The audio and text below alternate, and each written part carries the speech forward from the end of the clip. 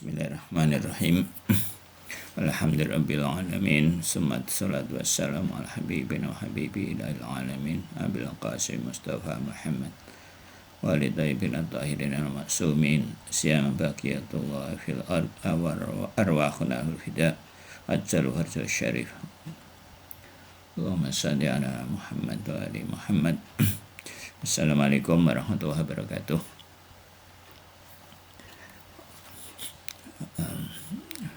Rabbi israh li sadri wa yassir li amri wa hlul 'uqdatam min lisani yafqahu qawli bi rahmatika ya arhamar rahimin. Assalamualaikum warahmatullahi wabarakatuh. Ya, kita lanjutkan mengenai bab tafhim ya. Jadi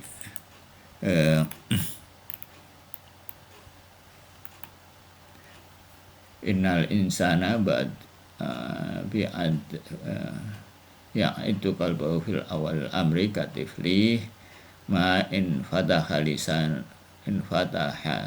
lisanuhu wa huwa yuridu ayu alimahu kullan minal adhkari wal aurat wal haqaiqi was araril ibadah bil kamalid taqir. Oh ya, was-sa'yi wa yufahimu qalbah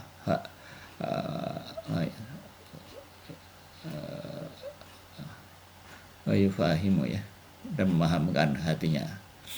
Wa yufahimu al-qalba al-haqaiq haqiqata allati adrakahu fi ayyi martabah. Ya, jadi pada manusia pada awalnya hatinya seperti anak ya, dan dia untuk membuka hatinya adalah dia mengajarkan setiap dari zikir-zikir dan wirid-wirid ya. Zikir kemarin sudah disebut, itu juga tasbih dan seterusnya, itu tahlil dan makanya pentingnya belajar filsafat itu untuk memperkuat memperkuat pemahaman kita tentang wirid-wirid yang berhubungan dengan pujian dan ketuhanan ya, pujian kepada Allah Subhanahu wa taala dan ketuhanan. Jadi ya itu akan seperti misalkan ayat kulhu misalkan ya, surat kulhu atau ayat kursi atau zikir la ilaha illallah atau subhanallah atau Allahu akbar. Nah, di antara tujuan dosa itu adalah memperkuat itu ya. Jadi ketika kita membaca zikir-zikir seperti itu atau ayat-ayat yang berkenaan dengan Tuhanan, misalkan ayat kursi ya, lahu ma fis samawati wal ard misalkan, atau dalam surat Ali Imran itu misalkan syahidallahu annahu la ilaha illa huwa wal malaikatu wal ulul ilmi qa'iman bil qist misalkan. Dialah Tuhan yang tidak ada Tuhan kecuali Dia ya. Syahidallahu, jadi penyaksian pertama adalah Allah Subhanahu wa taala. Nanti ada bab mengenai ilmu Allah ya. Insyaallah. Nah, itu dihadirkan itu pemahaman-pemahaman gitu ketika kita mengucapkan zikir-zikir ya. Subhanallah, di antara maknanya barangkali itu adalah ya seperti diterangkan dalam bab marhalah keempat kemarin ya, bahwa Allah tidak ada kekurangan baginya, itu secara rasional kan. Nah, tapi secara hati kan lain lagi ya kan. Nah, itu mana-mana itu perlu dihadirkan, kemudian resapi diajarkan pada kalbu sehingga kalbu itu menerima dan perlahan-lahan memahami, kemudian setelah itu dia bisa mengendalikan perasaan, mengendalikan kalbu, dan selanjutnya bisa mengendalikan ucapan, dan seharusnya bisa mengendalikan perilaku. Ya, jadi begitu ya. eh, fi ayyi martabah wa fiha fa'idan lam yakun ahlan, jika misalkan dia lam yakun min ahli fahmi ya ma'ani Al-Qur'an wal adhkar, dan seperti kita mungkin ya kalau belum memahami makna-makna Al-Qur'an dan zikir-zikir, jadi ya memang jadi keajaiban barangkali ya, mukjizat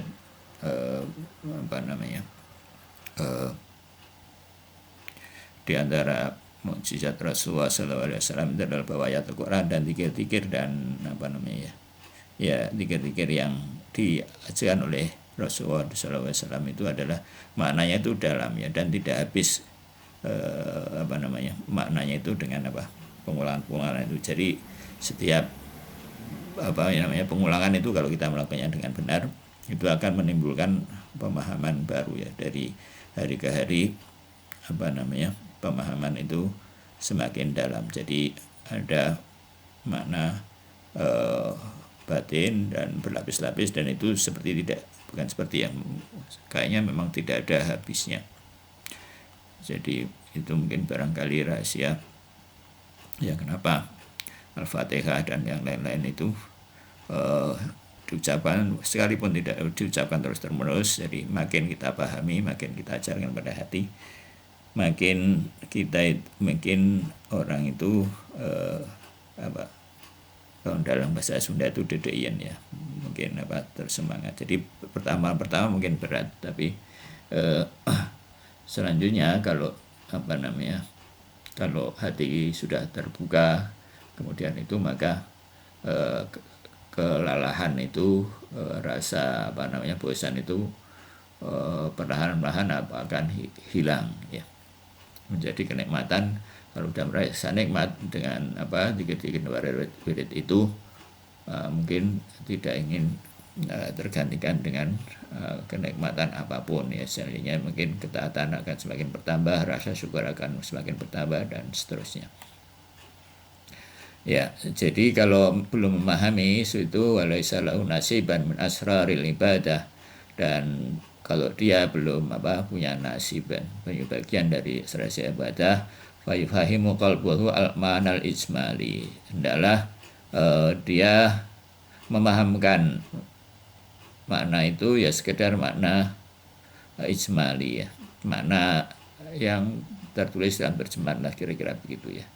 Jadi bahasa Arab ini penting untuk supaya makna-makna itu lebih mudah diterima oleh hati kita, karena tentunya kalau melalui terjemahan ya beda ya, ada reduksi. Nah, dengan pemahaman bahasa, pemahaman makna ijmali itu akan lebih mudah, bahwa anal Qur'ana kala bumun ilahi ya, bahwa Al-Quran, bahwa Al-Quran adalah kalam ilahi, wal adhkaru madhkurat bil haqqi ta'ala wal ibadah wa ta'ah ila amri rabbi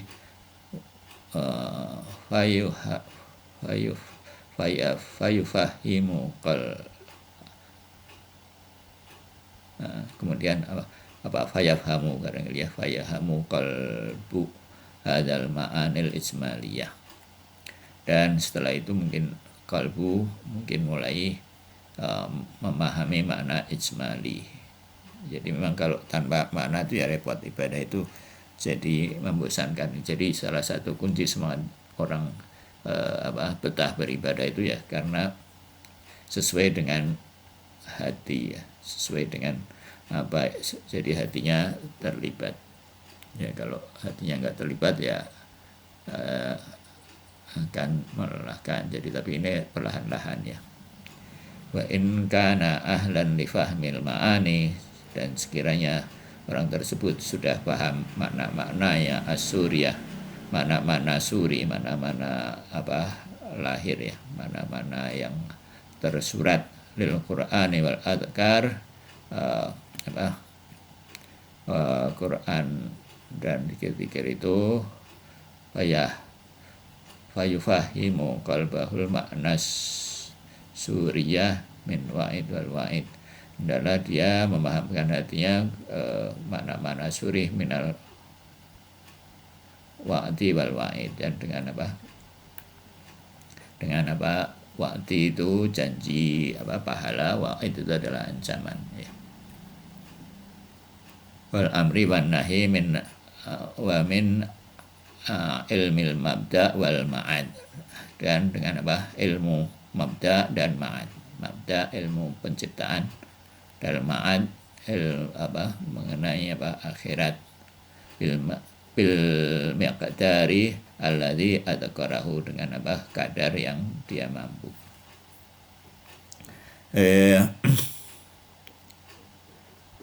Ya, jadi ilmu mabda wal ma'ad, yaitu ilmu mabda itu akidah ya, mengenai Allah Subhanahu wa taala, mengenai tauhid. Mabda itu adalah ilmu-ilmu mengenai akhirat ya, akhirat, bagaimana perjalanan akhirat itu ya, susahnya, dan itu hendaklah difahamkan kepada hati ya. Jadi tujuan ibadah ini adalah mengingatkan dan mendekatkan kepada Allah Subhanahu wa taala ya. Jadi kita harus memahamkan kepada kalbu kita bahwa kita lagi berdiri dalam salat, atau ketika duduk Al-Quran atau membaca Al-Quran dengan tujuan mengingat Allah Subhanahu wa taala dan melupakan semua selain Allah ya. Ya, kalau kita duduk atau bertiga, ini penjelasan dari Ustaz Abbas ya. Kalau kita masih mengingat yang lain, itu kita lagi main-main, itu disebut nafsul ghoror. Jadi mau mencapai tujuan tapi dia tidak melakukan apa yang sesuai dengan tujuan itu. Jadi adalah ibadah kita itu bertujuan ya, punya target. Seperti orang berlatih misalkan olahraga begitu ya, mau jadi juara. Jadi tidak sekedar menggugurkan kewajiban. Jadi kita evaluasi hati kita itu, perkembangannya itu apakah memang ada peningkatan atau tidak ya. Kalau enggak ya kita koreksi ya, baik dari sisi fikih maupun sisi adabnya ya. Barangkali ya mungkin masih ada masalah dalam fikihnya misalkan ya. Itu juga harus dikoreksi secara detail. Juga akhlak-akhlak yang menyertainya ya, misalkan riaknya, terus kemudian ujubnya, kibirnya, itu kita perhatikan betul-betul ya. Ujub jadi tidak itu dibahas dalam akhlak mengenai ujub ya, bahwa ada macam-macam ujub, yaitu mungkin pembahasan yang sudah bisa dilihat videonya ya. Juga pembahasan mengenai kibir.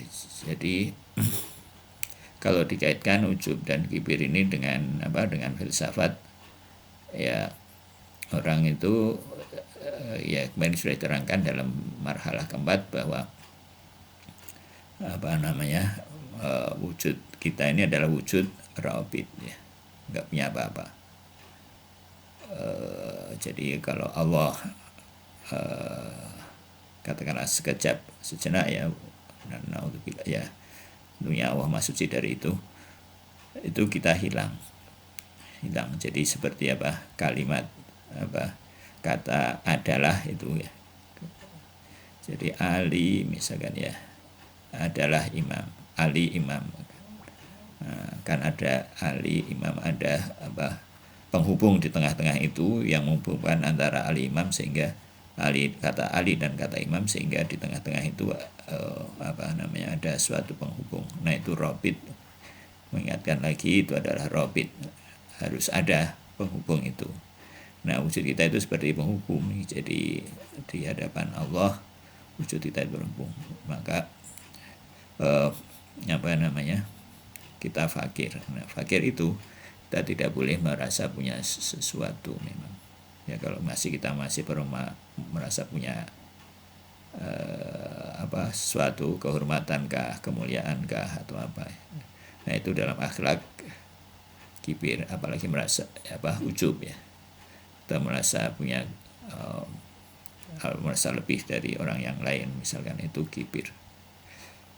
Nah itu diperiksa-periksa, jadi kalau enggak nanti mungkin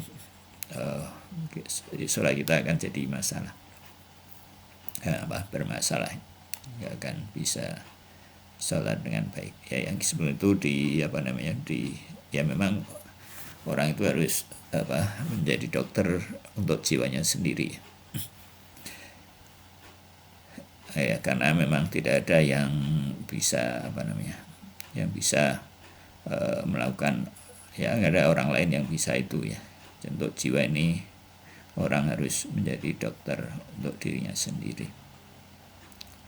Nah itu hal-hal itu sumber dari segala penyakit jiwa kalau nggak diperhatikan ya. Jadi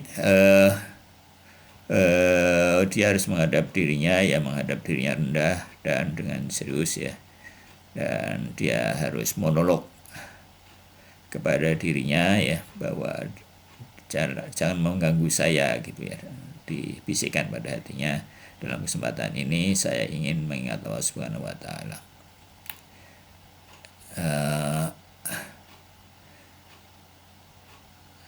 Jadi Al-Qur'an mencela orang yang lalai, pada orang yang lalai, sebagaimana dalam ayat lahiyatan qulubuhum, hati-hati mereka lalai. Ya. Nah kemudian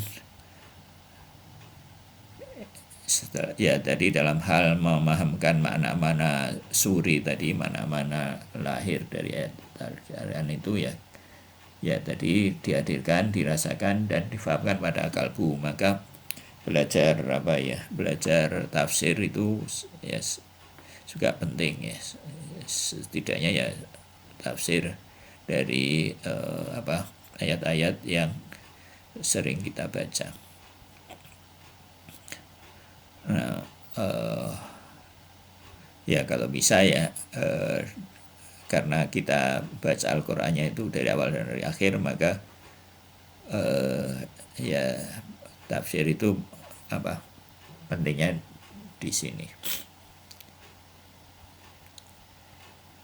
Misalkan tentang wa'di wal wa'id tadi itu, jadi ketika membaca ayat-ayat tentang tentang janji surga, ya kita harus ada keinginan untuk menjadi ahli surga itu ya. Kalau ada wa'id misalkan tentang orang-orang yang disiksa di neraka atau ancaman-ancaman terhadap ya orang-orang tertentu, misalkan ya macam-macam di Al-Qur'an itu kan, ada ancaman orang yang curang, orang yang ya ini itu. Nah, adalah kita merasa bahwa kita adalah bagian dari orang yang diancam itu. Ya, terus dan itu kita bisikan dalam hati-hati kita ya. Juga kalau ada cerita-cerita tentang kaum-kaum yang sudah dibinasakan oleh Allah Subhanahu wa taala, dan itu tentunya Al-Qur'an tidak bicara bicara untuk orang-orang yang sudah begitu, yang pada dasarnya tidak mau mendengarkan, atau tidak hanya bicara dengan orang-orang seperti itu, tapi juga untuk kita juga.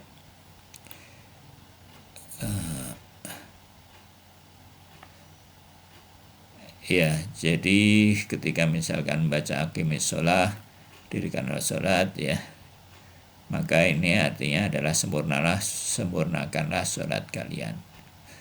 Jadi kita harus berusaha untuk menyempurnakan sholat itu, menghadirkan sholat ya, mendirikan sholat sebagaimana yang diperintahkan oleh Allah Subhanahu wa taala. kemudian juga tadi mabda, maka ya apa namanya ya, kita bagaimana Allah menciptakan alam, menciptakan manusia dan seterusnya ya. Ya maka ya mungkin apa namanya dulu kan sudah disampaikan juga video atau dari Pak Dimitri ya, bagaimana alam itu diciptakan. Alam itu luasnya, itu dalam fisika mulai dari fisika inti sampai astrofisika ya, itu semua menunjukkan kebesaran Allah Subhanahu wa taala. Bagaimana jumlah planet, mulai dari jumlah bintang, galaksi, ada berapa galaksi, jumlahnya galaksi aja triliunan. Ya, setiap galaksi mengandung berapa itu? Ya itu semua sudah itu kita bayangkan, sehingga mabda itu sehingga hati kita itu benar-benar ciptaan alam, ciptaan manusia dan seterusnya ya. Jadi bagaimana jiwa kita ini bekerja ya, tubuh kita, sistem dalam tubuh kita ini bekerja tanpa kita harus susah payah mengatur-ngatur misalkan ya. Ya ma'ad yaitu kita siap-siap bagaimana kita kembali kepada Allah Subhanahu wa taala dengan keadaan yang Allah ridho ya, tidak menyesal sesuai dengan pemahaman kita ya.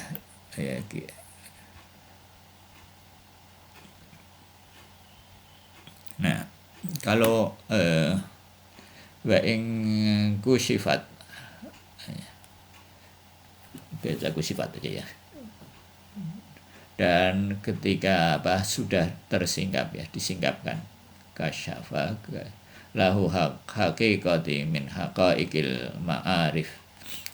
Kalau sudah tersingkap hakikat-hakikat ma'rifat atau kusyifa lahu sirri, atau sudah disingkapkan baginya sir, rahasia ya, min asraril ibadat, dari rahasia ibadat. Ini jamak dari ibadah ya. Kalau tunggal ini pakai tak budel, kalau ibadat nah ini jamak muannas salim. Fayu'allimu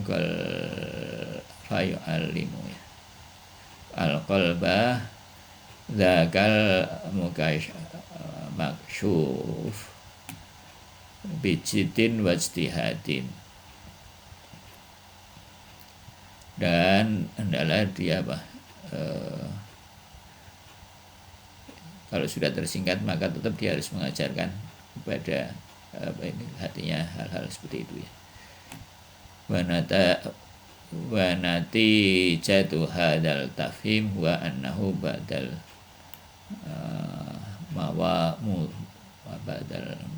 muwadibati bimuddati yaftahu lisanul qalbi yakunu qalbah dzakiran wa madzukuran. Jadi kalau sudah tersingkap dari rasa ibadah, maka kemudian hatinya itu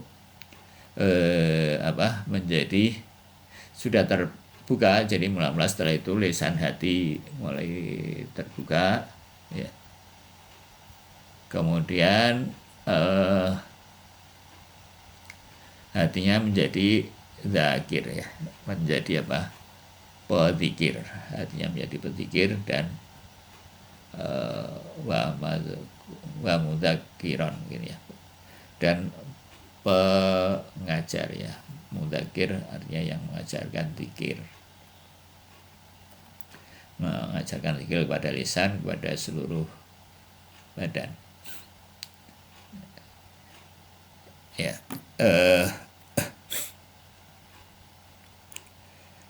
Nah,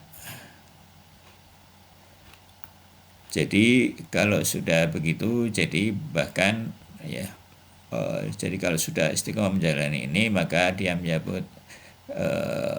mendapat katakanlah membuka mata batin ya, dan bisa melihat apa yang dibalik zikir ya, dan rahasia-rahasia yang dikatakan Allah Subhanahu wa taala dibalik zikir tersebut.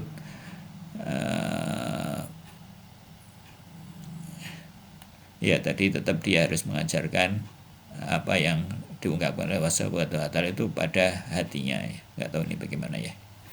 Ini ya pokoknya kalau ada tersingkap, ada rahasia-rahasia, tetap itu harus tadi sudah ya diajarkan pada hatinya. Dan ya ini kalau ini ya itu kalau sekali-sekali ya. Nah, kalau dia sudah itu kemudian mengajarkan hatinya, maka apa yang dirasakan sekali-sekali itu mungkin lama-lama akan menjadi kasaf yang terjadi setiap waktu, bukan hanya sekali-sekali ya. Ya, jadi yang sekali-sekali tadi itu diajarkan pada hati sehingga menjadi setiap waktu ya.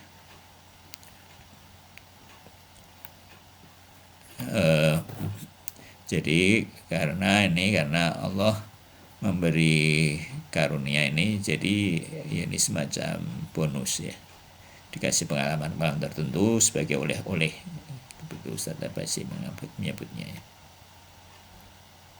Nah, tapi ini harus diusahakan, harus diamalkan untuk menjadi sesuatu yang tetap, yang ya.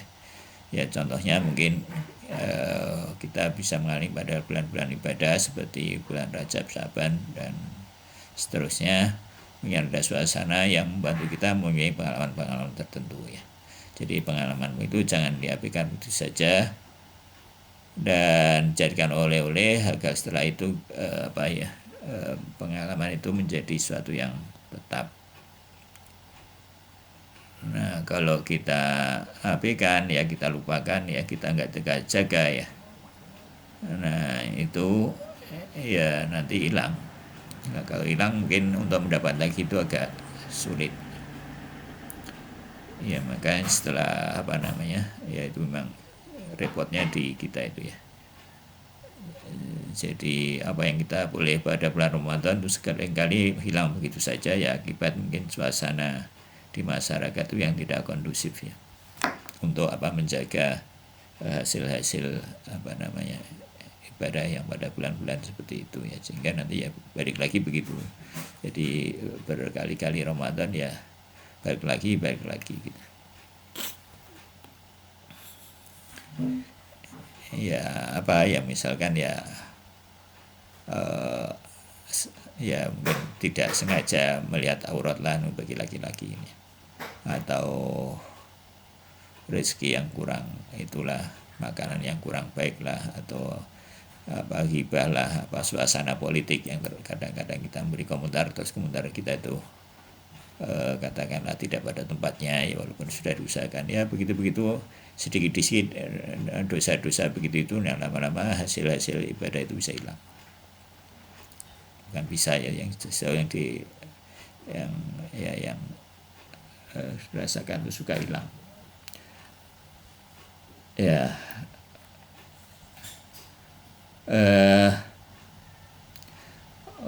Fafil awalil amri ya, pada awal-awal kana al qalbu ya, maka kana muta'alliman ya, pada al qalbu ya. Ini kalau kana ini terus ininya nasab ya, ada ini namanya isim kana, ini khobar kana. Wa kana Allahu aliman hakiman. Nah, ini polanya sama ya, adalah Allah Al-Quran itu kan Anda mengetahui lagi maha bijaksana. Mu'alliman wal lisanu kana mu'allaman ya, yang diajari. Ini bedanya, ini tulisannya sama tapi ini bacanya beda ya. Kalau mu'alliman itu guru, kalau mu'allaman yang diajari kalau nggak salah. Maf'ul ya. Ini muta'alliman. Oh, muta'alliman, sorry. Ini muta'allim. Jadi muta'allim itu apa? Pelajar. Wal lisanu kana mu'alliman, dan apa, lisan adalah mu'allim, apa, guru. Wal qalbu kana zakiran bidzikril lisani, kalbu menjadi zakir dengan apa, zikirnya lisan. Wa tabi'an lahu fid dzikri, mengikuti apa, lisan.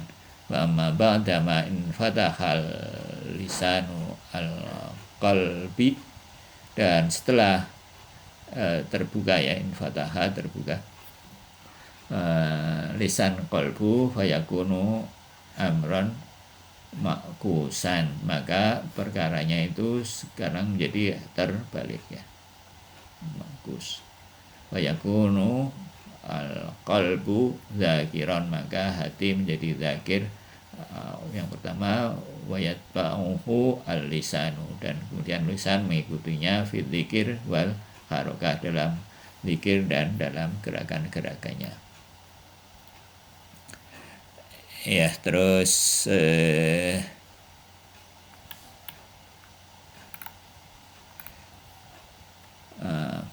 coba ini satu alinea lagi ya. Baru bama ya tafat ya apa ya, udah sampai di sini aja lah ya dulu. Ini dulu. Belum dulu aja.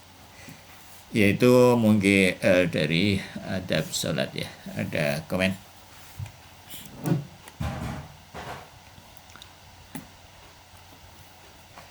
Ya, kalau nggak ada kita lanjut ke filsafat ya. Ya, bismillahirrahmanirrahim. Marhalah kelima ya, marhalah kelima, pasal kedua ini, bagian beberapa alinea terakhir nih ya. Fal qismul awwalu wal mahiyya bi syarti syai' ya. Jadi al-qismul awal, bagian yang pertama, jadi mengingatkan lagi kemarin mahiyah dibagi menjadi 3 ya. Ini 3.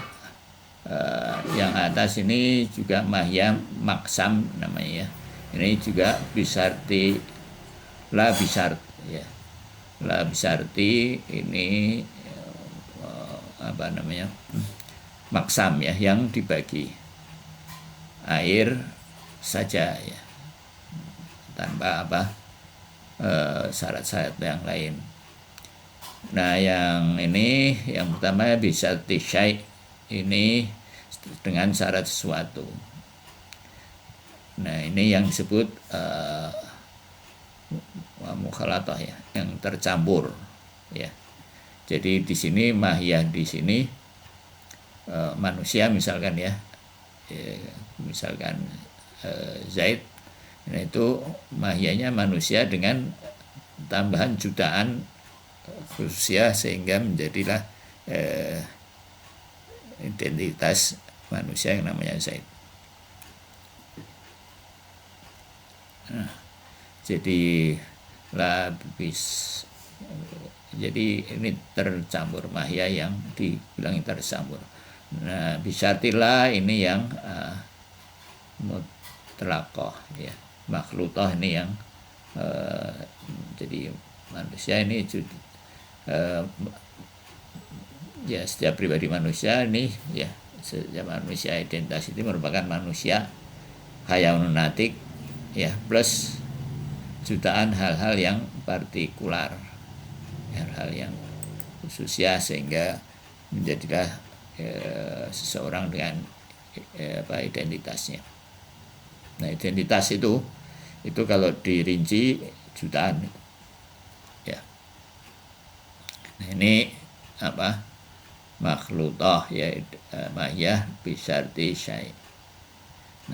Nah, mahiyah bisyartillah dan la bisyart. Nah, yang ini mana mahiyah maksam, ini disebut kulli atau bi ya. Kulli atau universal ya, atau bi yang natural ya, yang alami. Itu secara bahasa begitu ya, kulli tabii. Dan ini hadir makna manusia misalkan ya, itu ya hadir dalam semua semua bagian ya. Jadi mahiyah di sini ya hadir di sini dan di situ. Jadi ini ciri pembagian. Jadi pembagian itu yang dibagi itu harus hadir dalam bagian-bagian ini. Pembagian ada beberapa jenis pembagian. Kalau pembagian tabii, pembagian natural itu enggak ya.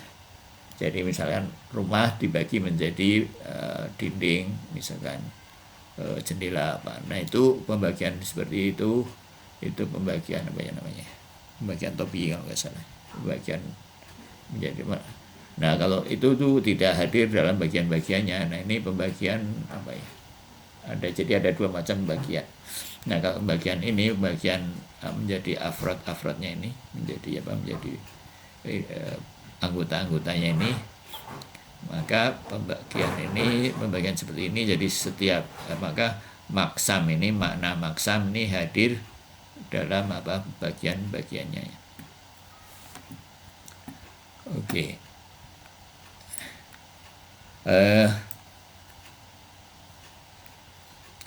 Terus bisartillah wal qismus tsani wal mahiyah bisartillah wa tusama al mujarradah, itu disama mujarrad itu murni ya. Wal qismus tsalis wal mahiyah la bisart wa tusama al mutlaqah. La bisart tanpa syarat ya, itu mutlak. Nah mutlak yaitu ada yang mahya allati al maksam, yang maksam itu yang mahya yang di atas tadi itu ya, yang ini disebut apa? Ya al kulliyu at-tabi'yu ya, kulli tabi'i wa hiya allati atau ariduhal kuliah fi dhihni, yang itu hadir dalam dhihni, dalam benak. Watakbalu intibaqan ala kasiraini wa hiya mawjudah fil kharij li wujudil qismaini fi aqsamimiha ani al makhlutah wal mutlaqah fihi wal maqsam ma'khudh fi aqsamihi mawjudun bi wujudiha. Ya ini dia hadir ya, pembagian seperti ini ada di benak maupun di luar ya, ketika mahya sudah beratu dengan wujud ya. Tadi makna maksam itu hadir tetap terjaga ya, mahfud terjaga, tetap ada ya dalam aksamih, dengan tetap ada dalam aksamnya, dalam bagian-bagiannya ya, baik yang ada di benak maupun pembagian yang ada di luar. Wal mawjudu minha fi kulli fatin ghairal mawjud minha fi biadati laukana wahidan mawjudan bi wahdati fi jami' afradi lakana wahidan kasiran bi ainihi wa huwa muhal, wa kana wahid bil adadi mutasifan bi sifatil mutaqabilah wa wal muhal.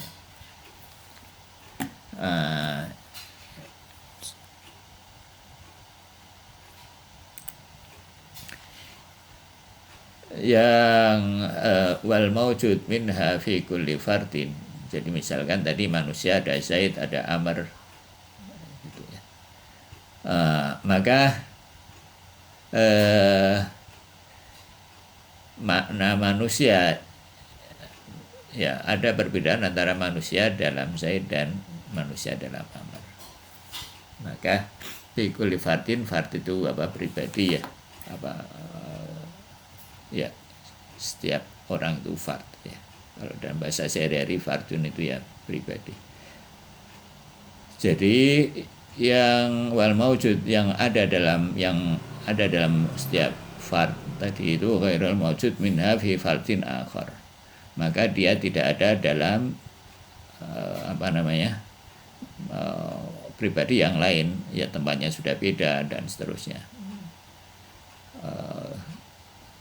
Ya pokoknya beda semua. Bil adat, ya dengan dari sisi bil adat secara bilangan.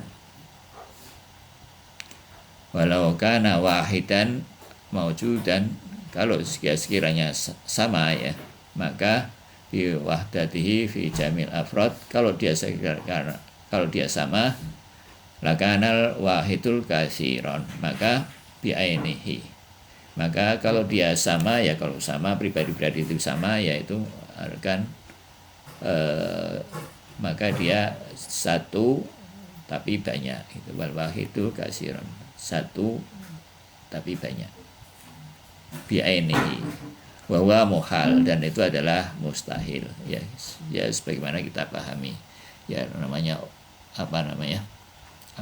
ya kita pahami sadari juga begitu kan. Jadi manusia ya berbeda-beda, tidak bisa dibilang satu. Jadi kita tidak bisa bilang bahwa ini Zaid sama dengan Amr, enggak, Zaid beda dengan Amr bil adat, ya secara bilangan. Wa kanal wahidu bil adadi mutasifan bi sifatil mutaqabilah, dengan sifat-sifat, maka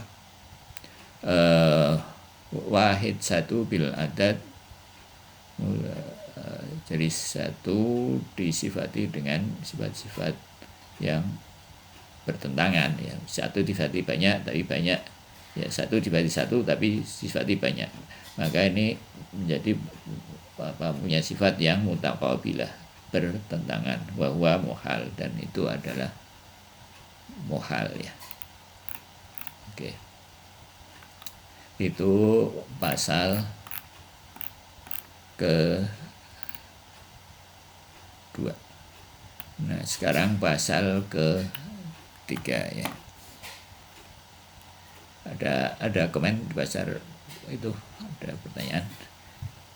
Nanti sekali-sekali baca, ya. Wal al-faslu salis fi makna dzati wal arodi. Pasal ketiga tentang makna dzati dan arodi. Ini penting ini, ya. Tentang makna apa itu yang disebut dzati dan arodi, ya. Dulu di awal-awal kita sudah bicara mengenai dzati dan arodi, ya.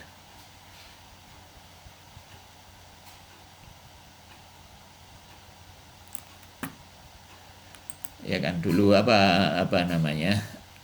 definisi filsafat, masih ingat Mbak tadi tulis, Mbak, apa itu definisi filsafat? Adalah ilmu yang membahas sifat dzati dari wujud, ya.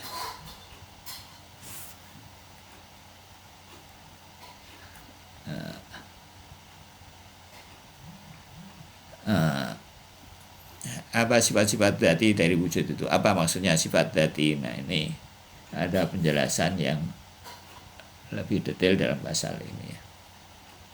Kenapa ini dibahas dalam mahiyah? Dalam marhalah mengenai mahiyah. Ya dulu itu sifat dzati dalam wujud, ya. Ini sekarang sifat dzati dalam mahiyah, ya. Karena atau kenapa mahiyah itu dibahas? Ya karena mahiyah itu min awarid dzatiyah, dari wujud. Cuma wujud yang punya mahiyah. Selain wujud apa? Tiada nggak punya mahiyah. Nah, mahiyah itu dia punya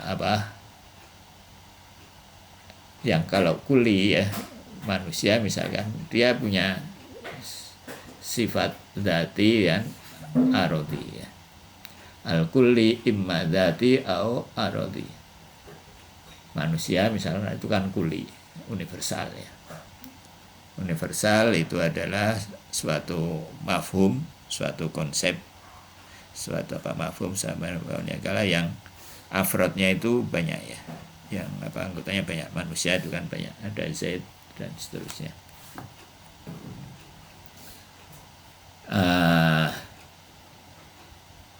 Itu kuli. Nah, kuli imadati au arodi. Manusia sebagai kuli, misalkan zatinya apa? Zati itu manusia yaitu hayawanun natik. Sifat zati adalah sifat yang begitu saja, jadi yang ada tanpa sebab, tidak diperlukan sebab untuk dia punya sifat itu ya.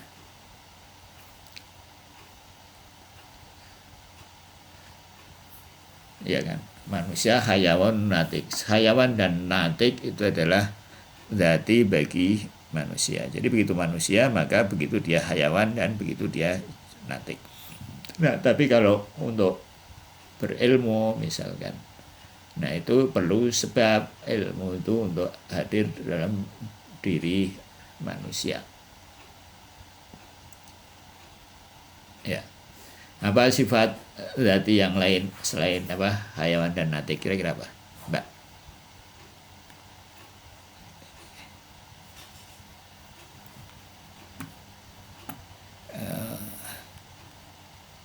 Hayawan dan natik, selain hayawan dan natik, sifat zati dari manusia itu apa kira-kira?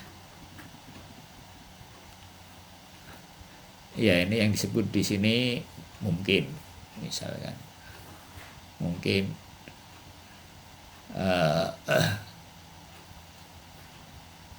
mungkin jadi manusia itu wujud mungkin, itu zati. Kalau mungkin berarti dia fakir, ya kan, butuh sebab untuk keberadaannya dan untuk keberlangsungannya. Nah, ini zati bagi manusia, jadi kita itu nggak bisa lepas dari kefakiran. Ya.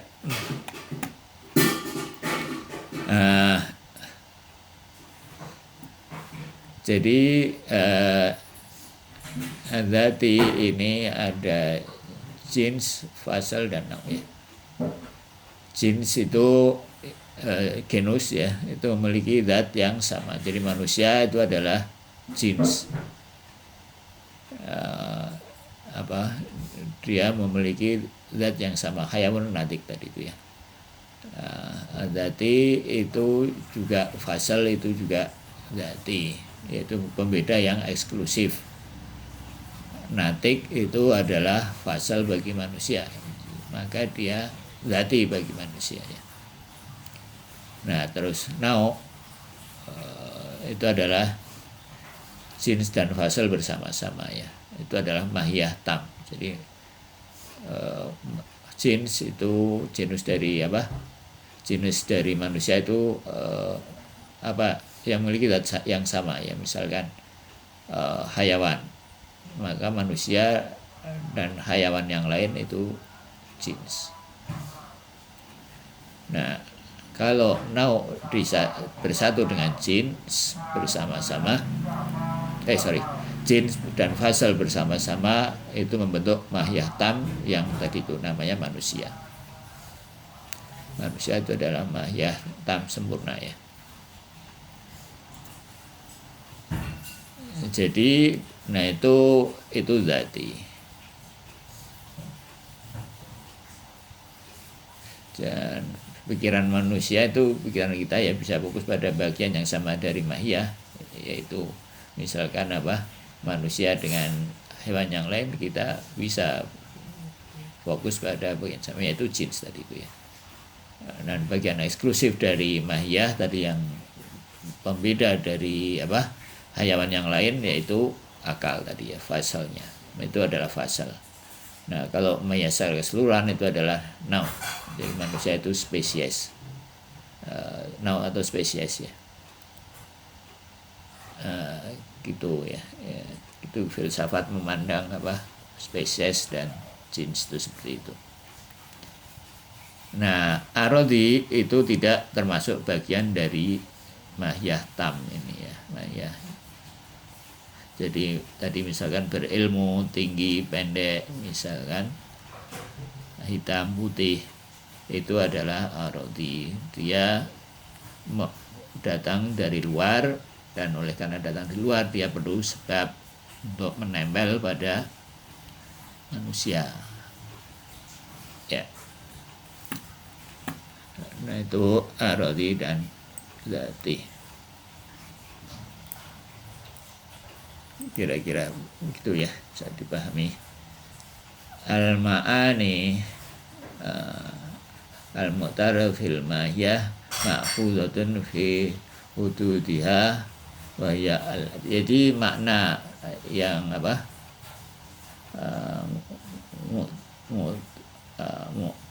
mu'tabarah ya, yang terkandung dalam mahiyah diambil dari definisinya. Hudud atau definisi ya, tadi manusia, hayawanun, natik misalkan.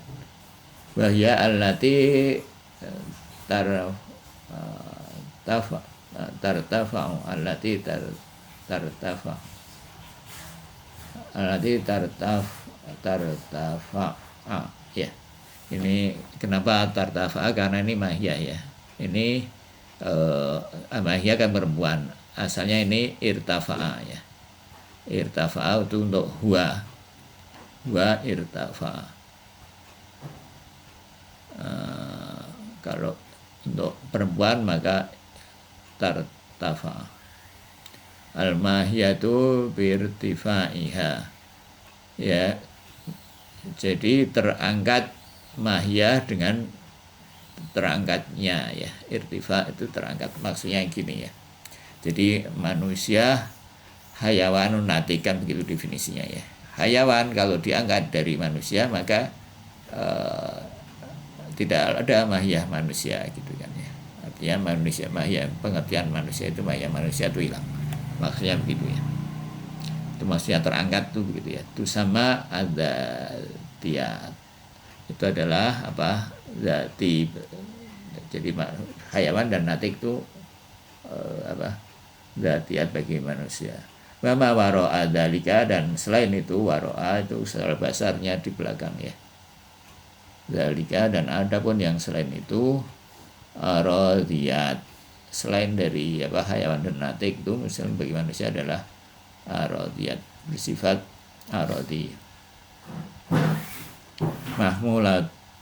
Mahmulatun fa in tawaqqafa fa intasa'aha wa hamalaha an ala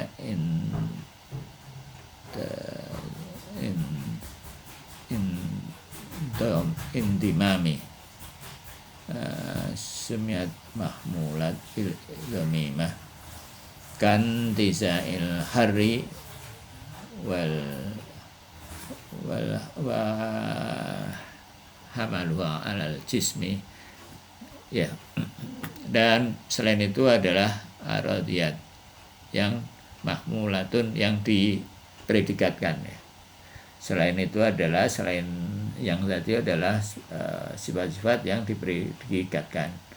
Fa in tawaqqafa intasa'u wa hamaluha alal ya. Jadi dia dipredikatkan dengan dikaitkan ya dengan dan semiat mahmulat bil domimah, dengan mahmulat dan disebut dengan wasumiyat, disebut mahmulat bil domimah, dengan mahmulat, dengan predikasi bil domimah ya. Kal seperti intizai al-hari, seperti intiza apa intiza al-har, dan seperti apa persepsi ya, di persepsinya panas, dan wa ahamaluha alal jismi, seperti apa predikasi panas pada jisim, pada benda. Jisim ini bisa benda, bisa badan, ya misalnya katakanlah badan panas, predikasi badan panas min intidhamil hararah ilaihi, itu adalah apa mengaitkan panas kepadanya, pada badan tadi itu. Wa illa fal khuruju al mahmul kal ali wal safil, atau kalau tidak dari luar ya kan, itu juga. Nah ini fal kharij, keluar dari dalam, maksudnya ini dari dalam ya, dari dalam yang keluar, seperti mahmul seperti predikasi tinggi dan rendah bagi manusia. Jadi ini tidak zati, tapi sesuatu keluar dari dalam ya. Oke lah, misalkan tinggi rendah dengan badan, tapi tinggi rendah dengan misalnya katakanlah ilmunya tinggi, ilmunya rendah, itu kan dari dalam, dari apa, dari dalam keluar, tapi dia tetap tidak zati. Wadati imanzu min ghairihi, dan yang zati dibedakan dari selainnya, biwujuhi min khawasihi, dengan apa sisi-sisi dari kekhususannya ya. Dan ya yang zati itu dibedakan dengan yang apa arodi, dengan beberapa kekhususan ya, dengan apa beberapa perbedaan berikut ini. Wa minha anna dzati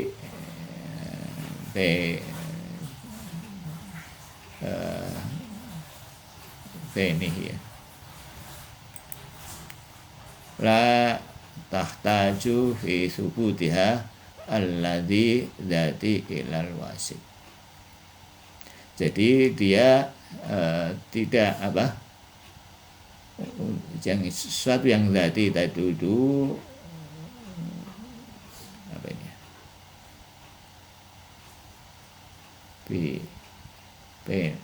bayinatun ya, bayinatun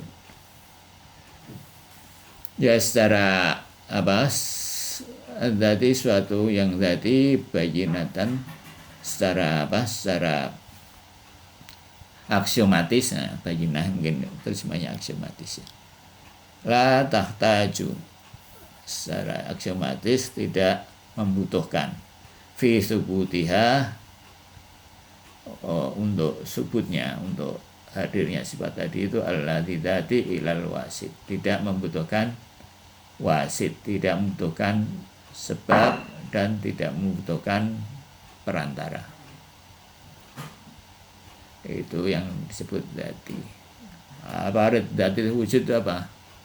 Ya pokoknya yang dia ada pada wujud, tidak butuh perantara. Misalkan hasil ya kan, hasil itu apa, hasil itu maksudnya punya efek ya. Setiap wujud pasti punya efek gitu. Itu kalau sesuatu itu ada, pasti dia punya efek. Maka misalkan apa tadi,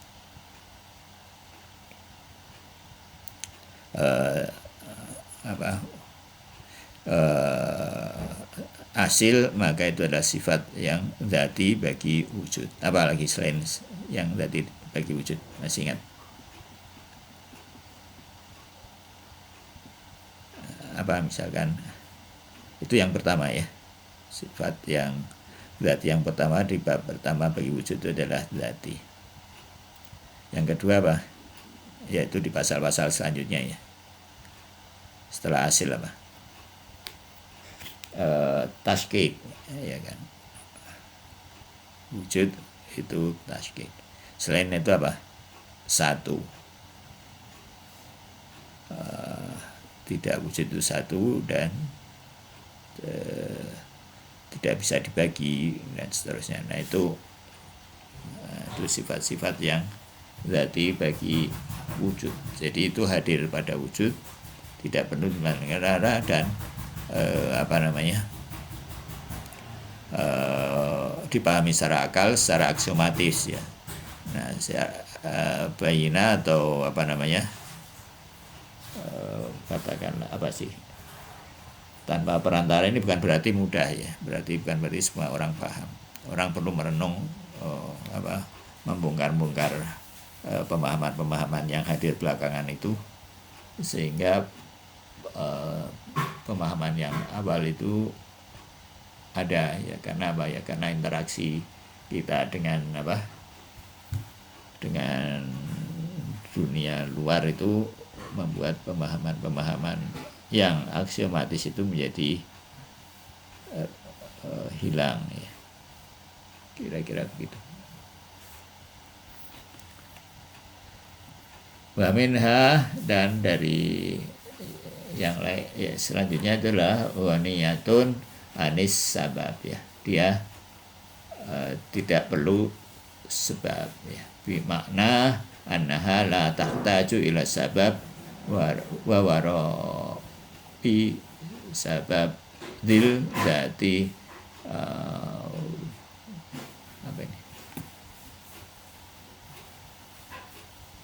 fa alaihi fi'lihi adzati fa'alahu wujudul mahyah bi'ainiha illatun ajzaiha adzatiyah. Ya ini pokoknya ini tidak perlu sebab ya, tidak perlu. Jadi dipahami secara aksiomatis. Yang pertama, tidak perlu perantara untuk memahami itu. Yang kedua, dia hadir pada pada mahyah tadi itu tanpa perlu sebab ya, tidak perlu sebab.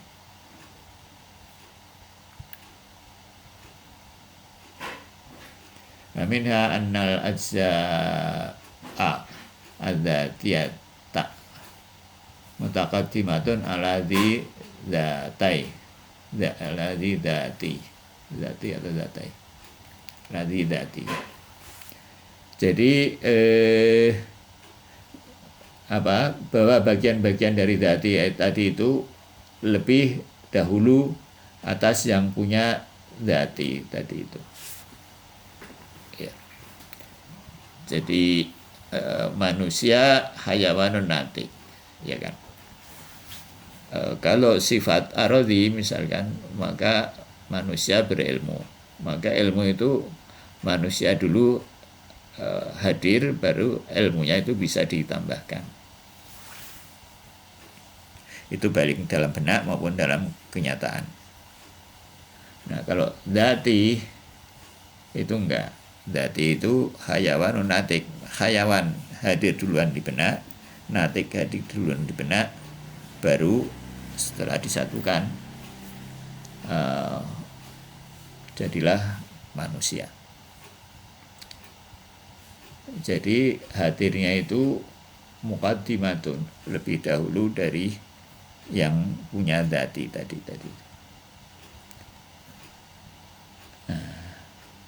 Wal iskalu fi taqaddimil ajza'i ala kulli bi annal ajza'i hiya al kulli bi'ainihi. Dan mungkin ada yang menyangkal itu ya. Nah, iskalnya ini kayaknya minggu depan aja ya.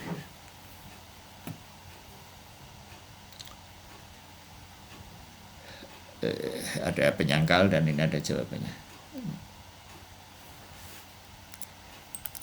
Ada pertanyaan.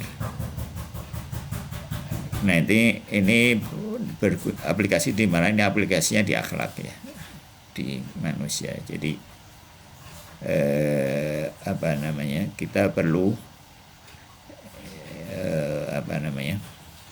mengumpulkan arot-arot yang baik itu, karena di akhirat itu katanya manusia itu tidak spesies kayak di sini ya.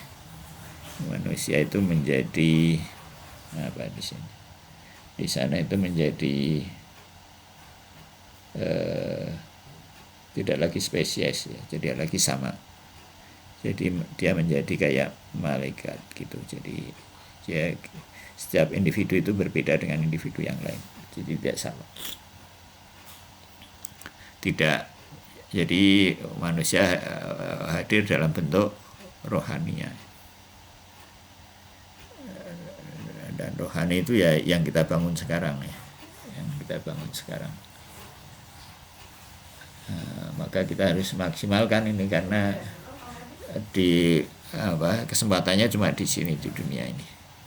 Kesempatan untuk membangun rohani itu di dunia, paling ada tambahan di alam kubur, tapi di alam kubur itu kan passive income gitu, passive income. Jadi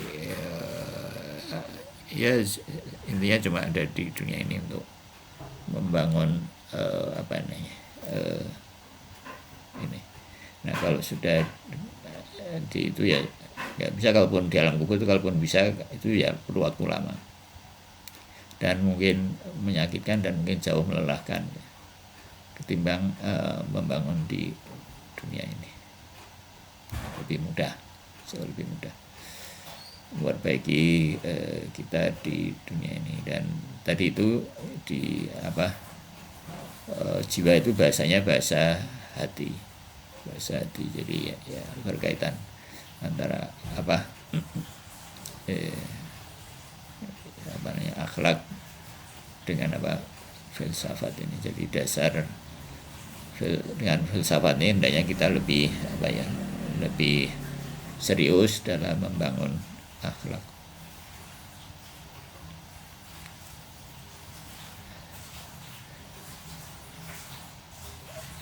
Iya gitu. Ada komen?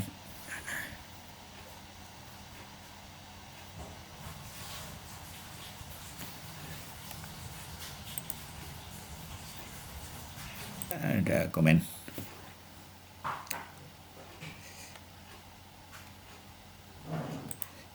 Ya kita cukupkan ya. Kita tutup dengan baca hamdalah dan selawat dan doa faraj ya. Alhamdulillahirrahmanirrahim. Wa sholli ala Muhammad wa ali Muhammad. Allahumma kun li waliyikal hujjati binil hasan salawatuka alaihi wa ala abaihi fi hadhihi sa'ah wa fi kulli sa'ah wa janna hafidha wa qaidan nasira wa dalilan nu'aina hatta tuskinahu ardaka ta'an wa tumati'ahu fi atawila birahmatika ya rahman rahimin. Walafu minkum. Wassalamualaikum warahmatullahi wabarakatuh.